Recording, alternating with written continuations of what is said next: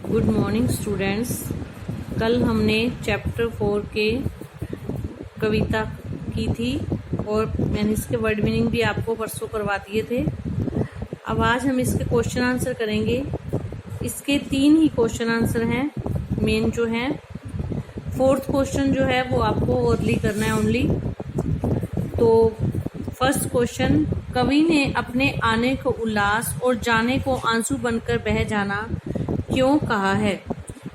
कवि ने अपने आने को उल्लास होता है खुशी, इसलिए कहता है क्योंकि जहाँ भी वह जाता है वहाँ वह मस्ती का आलम लेकर जाता है और लोगों को प्रसन्न कर देता है।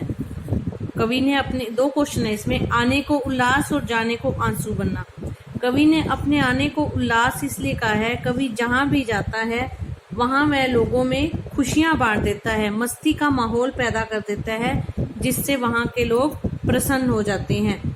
और जब वह उस स्थान को छोड़कर आगे जाता है तब उसे तथा वहाँ के लोगों को दुख होता है।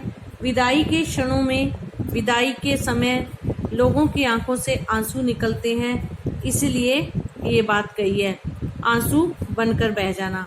तो इसमें 2 पार्ट है क्वेश्चन के, उल्लास और आंसू बनकर बह जाना।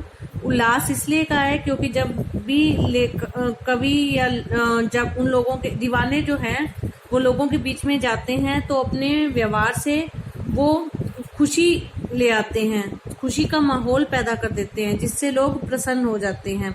और जब वो उस स्थान को छोड़कर जाते हैं तो स्वयं कवि और वो लोग उदास हो जाते हैं और उनके दुख में उनकी आंखों से आंसू निकल आते हैं।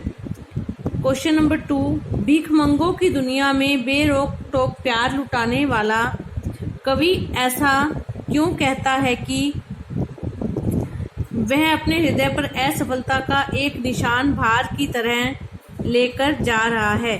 क्या वह निराश है या प्रसन्न है?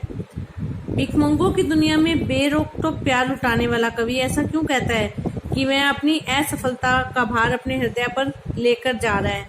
तो इसका मतलब क्या, या तो वो दुखी है, निराश है या प्रसन्न है, दोनों में से क्या कारण है?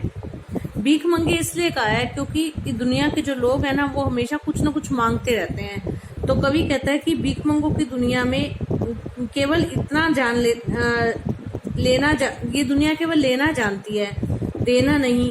और कवि ने इस दुनिया को अपना प्यार दिया है, स्नेह दिया है, ज्ञान दिया है, और बदले में उसे वह प्यार नहीं मिला जिसकी वह आशा करता है। तो वो यहाँ पे उसको थोड़ी सी निराशा हो जाती है। निराशा होना स्वाभाविक है, उसके मन में निराशा पैदा हो जाती है। और कवि क्या समझता है कि प्यार और खुशियां लोगों के जीवन में भरने में असफल रहा है। दुनिया उसके प्यार और उसके स्नेह को समझ नहीं पाई। दुनिया अभी भी सांसारिक विषयों में उलझी हुई है, इसलिए कवि जो है वो निराश हो जाता है।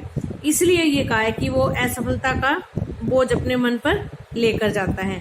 नेक्स्ट क्वेश्चन, कविता में ऐसी कौन सी बात है जो आपको सबसे अच्छी लगी? कविता में कवि का जीवन के प्रति दृष्टिकोण अच्छा लगा। कवि कहते हैं कि हम सबके सुख दुख में एक हैं तथा हमें एक ही साथ सुख दुखों को भोगना पड़ता है। कविता में सबसे अच्छी बात कौन सी लगी आपको? सबसे अच्छी बात ये लगी कि कवि का जो दृष्टिकोण है, जीवन के प्रति जो दृष्टिकोण है वो ये है कि हमें सुख दुख में साथ रहना चाहिए, हमें हमेशा मुसीबत में दूसरों का साथ देना चाहिए और सुख दुख को साथ में झेलना चाहिए, भोगना चाहिए। हम दोनों परिस्थितियों का सामना समान भाव से करेंगे तभी हम सुखी रह सकते हैं। तो ऐसे दृष्टिकोण वाला व्यक्ति कभी दुखी हो ही नहीं सकता। सुख में जो सुखी हो और दुख में दुखी ना हो, अर्थात दोनों परिस्थितियों में जो समान रहे, वो व्यक्ति ही जीवन को सही तरीके से जी सकता है, वही व्यक्ति सुखी रह सकता है।